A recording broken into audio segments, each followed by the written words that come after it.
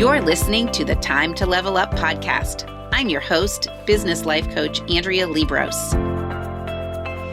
I help women in business commit to their own growth personally and professionally. Each week, I'll bring you strategies to help you think clearly, gain confidence, make your time productive, turn every obstacle into an opportunity, and finally overcome the overwhelm so that you can make money and manage life. Let's create a plan so you have a profitable business, successful career, and best of all, live with unapologetic ambition. Are you ready to drop the drama and figure out the how in order to reach your goals? You're in the right place. It's time to level up. Let's do this.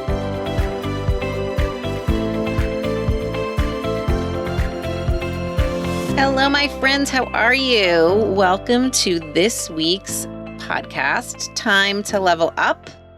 And I am coming to you, recording this on a Monday, right after I have spent 3 days last week with my own coach, working on my business plan for 2021 and beyond. And I always get so pumped up when I go to those. Just the energy in the room, my brain goes nuts with learning. It is a lot, but it is a lot of goodness. So I'm sure you'll hear more about it in the upcoming podcasts as some of those thoughts come out of my mouth and go down on paper. But today, I want to start out by sharing a review or testimonial, some words from a client, because I think when you guys hear these client words, sometimes it helps for you to see that you are not alone. So here's what my client Kate had to say. She said, Andrea is so supportive. She is able to call me out on my BS, self-made barriers, to help me visualize and take steps toward my career goals. I always knew I had career dreams, but I never had anyone ask me why I wasn't just going for it and making it happen. We all need an Andrea in our lives. So, who is calling you out on your BS? And I want you to notice that she said self-made barriers. Yeah, we often make barriers for ourselves that don't let us go where we want to go, right? And again, have you asked yourself, why am I just not making this happen? Whatever it is. I had to ask myself that last week, actually, when I was with my coach. Why am I not just making this happen? What's going on with that? And we're going to dig deep into some of these things in an upcoming 3-day, or really 3-part, 1 hour a day masterclass that I'm going to do March 2nd, 3rd, and 4th from 12 to 1 Eastern. And in there, we're going to figure out how you actually take actions that align with your goals, your professional or business goals, but also your personal goals. How do we make those things a reality, make them happen, like Kate said? So make sure that you, 1, get on my email list, and 2, head to my website, or maybe head to the website in order to get on the email list if you're not already on there, to get details of that 3-part masterclass at the beginning of March. You want to be there. And after that, I am going to have the kickoff for my next round of Committed to Growth, which is my group coaching program. So enrollment is now open for that.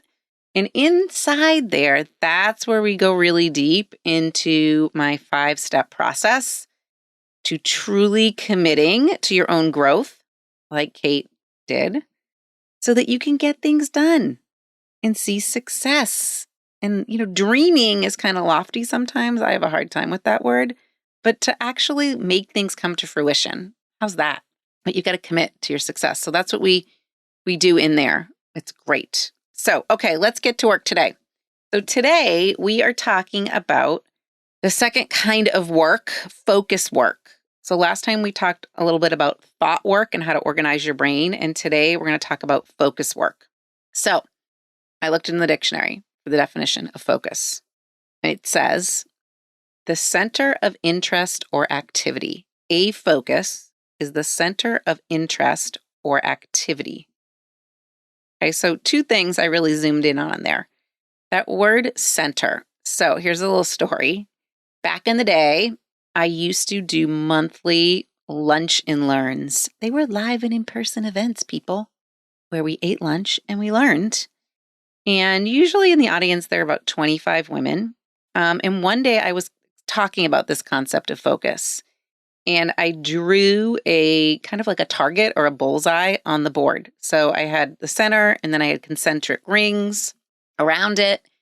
And I was sharing with them the concept that oftentimes, if we consider ourselves the very middle of that bullseye, oftentimes we spend lots of time worrying about the external rings, the things that are farthest away from us. So if we think of ourselves as the real middle, then the next ring around us, that might be our kids or our spouse, our immediate family. Then you might have some extended family in the next ring out. And notice these rings are getting bigger because actually there are more people in them. Then you might have your close friends rather. Then you might have kind of your extended friend circle. And then you have all those people that are kind of on the periphery. Maybe they're like families of your kids' friends or people you don't even know, the community at large in that outermost circle. There's a lot of people, but as you get further and further from the center, you're less and less connected to them.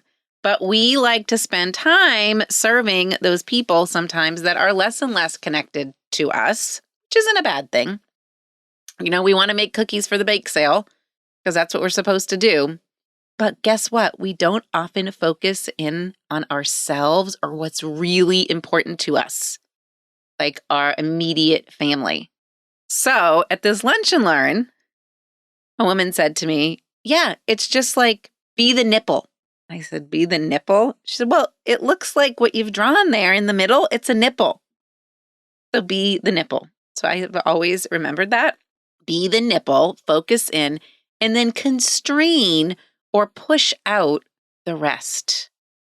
Okay, so focusing has an opposite, or a kind of the opposite of focus is to not focus, right? But why do we not focus? Because we often let other things come into our circle. So you've got to push those out. You've got to constrain so that you can focus in on the good stuff. Okay, so that's my definition of focus, tied into the thoughts of constrain. And just remember, be the nipple. Now we're on to focus work. So what is focus work? Well, it's the work that I would argue is the most important, but not necessarily the most urgent, which makes it part of our problem here. It's not urgent. Okay, so we can push it off sometimes for days and days and weeks. But the reason it's most important is really because it's like the building block of productivity. So last week when we talked about thought work, I would say that thought work is the foundation. Okay, that's the foundation. Now, productivity or focus work, those are the building blocks. They're big pieces, big parts of building. So sometimes I picture a house and each room is a different area of focus. And we've got to go in all the rooms to make sure our house is okay. Okay, but what happens is if we're not focusing, we let little things come into our world, right? So you guys heard about rocks in a professional sense are goals. Okay, like they're the things you focus on, usually for a quarter. Picture a jar, okay, and in the jar, there's rocks and pebbles and sand. Well, guess what? Unless we put the rocks or the things we need to focus on in first, there is zero way we will get them in if we don't put them in first. Because the sand and the pebbles, that's what fills up all the spaces around the rocks. If we put the sand and the pebbles in first, there's going to be no space for the rocks. Okay, so rocks are super important. It's what we need to focus on. It is work, focus work, that you can't delegate. It needs your brain and only your brain. It's work that requires brain power. Okay, it's work that takes more than a couple of minutes. It's often project-based, and guess what? We often avoid it. Yep, you know what I'm talking about. We avoid it. So, how do you actually do it? I am going to give you, I think, 5. Let me count. 1, 2, 3, 4, 5 ways that you actually can get this focus work done. Ready? Here we go. And there's a pro tip kind of in each way. So, number 1, train your brain to acknowledge but ignore distractions. You're like, yeah, Andrea, it's so easy. It's easier said than done, but not easy to do.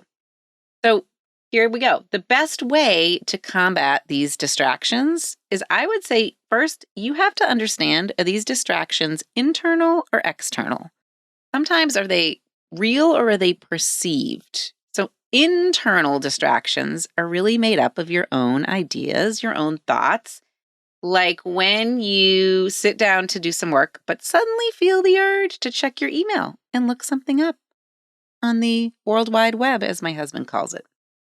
So you created that distraction internally. No one told you you had to check your email at that time. No one told you it was time to Google. But external distractions happen and they're real, and you're interrupted by others. Maybe it is a coworker, an adult or a child coworker, needing help on a project, or a friend all of a sudden sends you a text. So because your goal is to focus for a specific amount of time to get a specific thing done, you really probably should take a few seconds to deal with that interruption and go back to focusing. I really am curious, like people say they can't do this, but what if you really addressed that distraction and said, hey, I hear you, so you're acknowledging it, but I'm in a spot right now where I can't respond to you or I can't help you. Can we get back to that later? That's way better than letting it go on and on and on in the background. So here's your pro tip for training your brain to acknowledge but ignore distractions. So the tip has to do with something called the Pomodoro technique, and you may be familiar with this. I looked this up. So studies out of the Boston Attention and Learning Lab found that the most effective way to get things done was to focus for a bit, then take a short break before going back to concentrating. So this is really the science that's behind this Pomodoro technique. And the Pomodoro technique is a time management method where you break down your period of work into 25-minute chunks, and you separate each 25-minute chunk by a 5-minute break. So each work interval is referred to as a Pomodoro, tomato. Sometimes this is called tomato timer. And once you've finished 4 Pomodoro intervals, you take a longer break for 20 or 30 minutes. So what this is encouraging you to do is to set aside blocks of time to do this focus work where the real stuff gets done for about 2 hours, and then take a 20 or 30-minute break. So this sounds super easy in practice, but distractions can still find their way in, I will say. But over time, you should be able to train your brain to complete the full 25 minutes of continuous work without any internal or external, real or perceived, interruptions.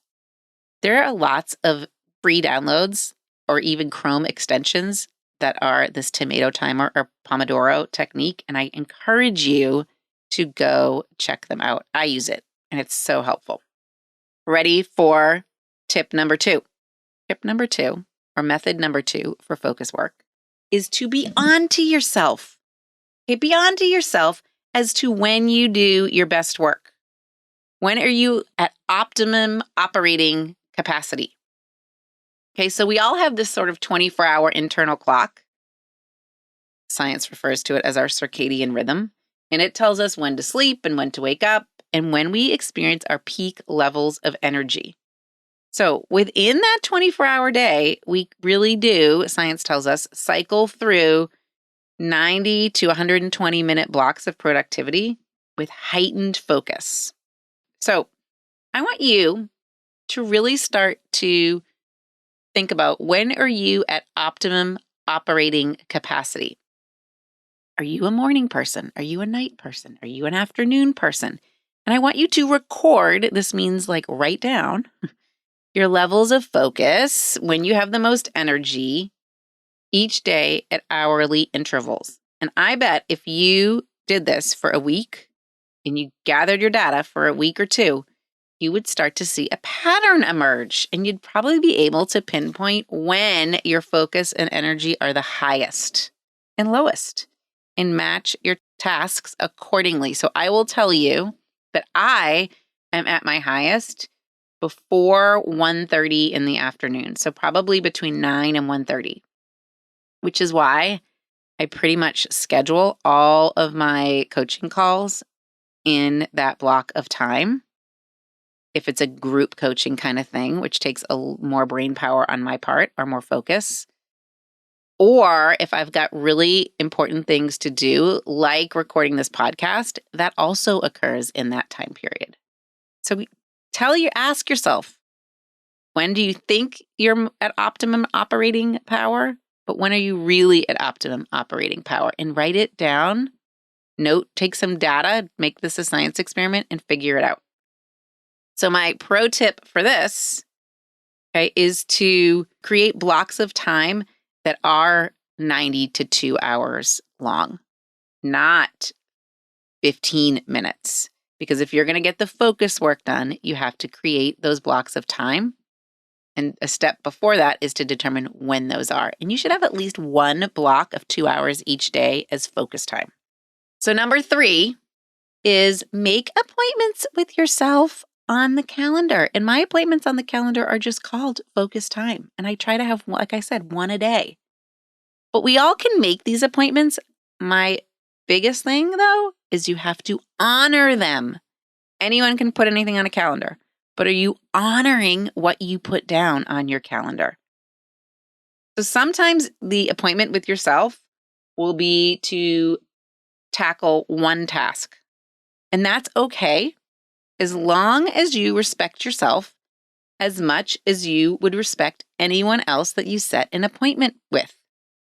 Don't be tempted to cancel on yourself because of someone else's emergency or your own perceived emergency.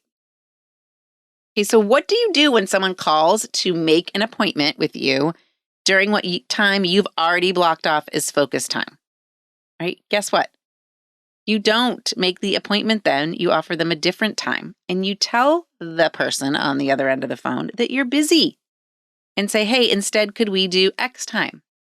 All right. So what happens, though, is if we attempt to do this, to say, no, I can't do it then, we often feel anxious that we're going to lose out on an opportunity or we're going to disappoint someone. Right? But guess what? Those are just thoughts. When you make an appointment with the dentist, do you tell them when you will be there and expect them to juggle you or fit you in? Or do you fit your appointment into their schedule and their availability? Right? The dentist tells you exactly what times you may choose to sit in her chair. It's not the other way around. And that should be the same for you. Okay? You have to be a doctor or master of your own time, and you have to honor your own calendar. Make appointments with yourself and don't negotiate out of them. All right, 4th thing. Now, this may come to you as a surprise, but I would encourage you to make time for zoning out. Truly relaxing time. Okay? So many productivity strategies teach you how to quiet your mind and stop it from wandering. Well, I am going to say that that is not necessarily always the best thing. While it may seem kind of counterintuitive, A more efficient approach to getting any kind of work done is to actually encourage you to have these zoning out or daydreaming times at predetermined times, because that is like what we talked about in the last episode. That's when you organize your brain. That's when the thought work occurs. So there are two different kinds of daydreaming, according to Paul Seeley, a psychologist at Harvard. So he says there's deliberate and accidental mind wandering. Okay. And he says that only accidental mind wandering harms productivity. But if you carve out time for deliberate mind wandering while doing maybe mindless tasks, for example, you are going to suffer less from the random accidental daydreaming or mind wandering that can occur. All right. So what does this really mean for you? It means you need to allow yourself, 10, 15 minutes a day to zone out, but choose this time carefully. Okay. Perhaps you're going to choose to let your mind wander while you're cleaning out your desk, or while you're on a walk, or while you're drinking your coffee.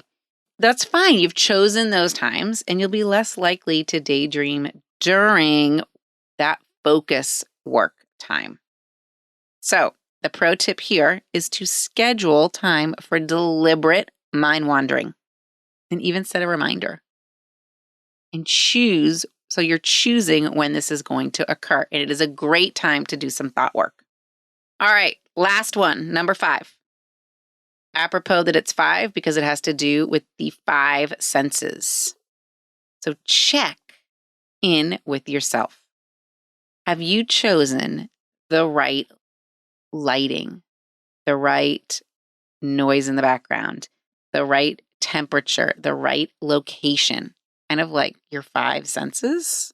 Okay, are those aligned with you doing this focus work?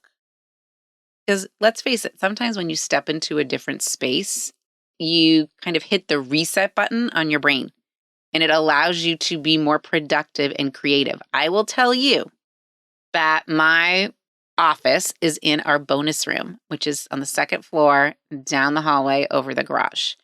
My brain, when I walk down that hallway and go past my kids' bedrooms and I go into that bonus room, my brain goes into a different place. It is a time that my brain knows we're here to get some work done. I rarely watch TV in there. I rarely would read a pleasure book. Okay.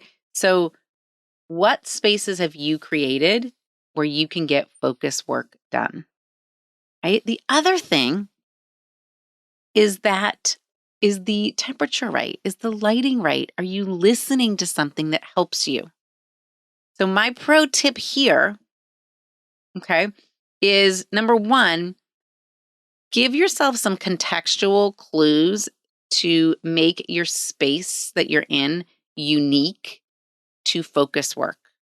And I recently have been using either yelling at my Alexa to play soft jazz or focus music, or using Spotify on my computer, or using the Calm app.